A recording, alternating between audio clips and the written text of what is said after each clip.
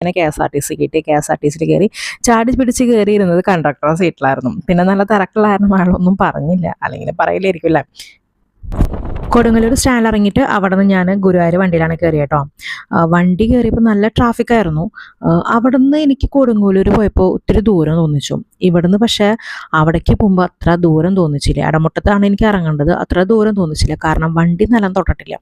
ഒന്നാമത്തെ കാരണം നല്ല ട്രാഫിക് ഉണ്ട്. ട്രാഫിക് എന്ന് പറയാൻ പറ്റത്തില്ല, പണി നടക്കുന്ന കാരണം വൺ വേ ആയിക്കൊണ്ട് ഭയങ്കര ബുദ്ധിമുട്ടുണ്ട്. രണ്ടാമത്തെ കാര്യം, ഇവർക്ക് ടൈം തെറ്റിയതിൻ്റെ പ്രശ്നമുണ്ട്. ഏതൊരു ബസ്സൊക്കെ വെട്ടിച്ച് പോയപ്പോൾ അതിന് പറയാൻ വേണ്ടല്ലോ, ആ മാതിരി പറപ്പിക്കലായിരുന്നു. ഇതിപ്പോൾ ആരെ പറയണം എങ്ങനെ പറയണം എന്നൊന്നും അറിയില്ല, ആ മാതിരി പറപ്പിക്കില്ല. ഞാൻ വീട്ടിലെത്തുമെന്ന് പോലും ഡൗട്ട് അടിച്ചു പോയി. കാരണം ഏറ്റവും ഫ്രണ്ടിലാണ് ഞാൻ ഇരിക്കുന്നത്. അത് കാരണം എനിക്കിങ്ങനെ വീഡിയോ എടുക്കാൻ പറ്റി, അത് വേറെ കാര്യം. ബസ്സൊക്കെ കണ്ട പൊടി പടർത്തി പോകുന്നത് എനിക്കിത് കണ്ടപ്പോൾ പറക്കന്തലൊക്കെ സിനിമയ്ക്ക് ഓർമ്മ വന്നു. പലപ്പോഴും ഞാൻ വിചാരിച്ചു വണ്ടി കൊണ്ട് ഇടിക്കും, അല്ലെങ്കിൽ സിമെൻറ്റ് ബ്ലോക്സ് കുറേ സൈഡിൽ വെച്ചിട്ടുണ്ട് അതും കൊണ്ട് ഇടിക്കും. പക്ഷെ നൈസായിട്ട് ഓടിച്ചോട്ടാ. കാറിനൊക്കെ സിമ്പിളായിട്ടാണ് കേട്ടോ അത് വെട്ടിച്ചെടുക്കുന്നത്. ആ വഴി കൂടെയൊക്കെ ഇങ്ങനെ ബസ് ഇങ്ങനെ വെട്ടിച്ചെടുക്കുന്നതെന്ന് എനിക്ക് തന്നെ അത്ഭുതപ്പെട്ടു പോയി.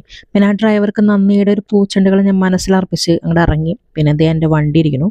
ഞാൻ വീട്ടിലേക്ക് യാത്രയായി.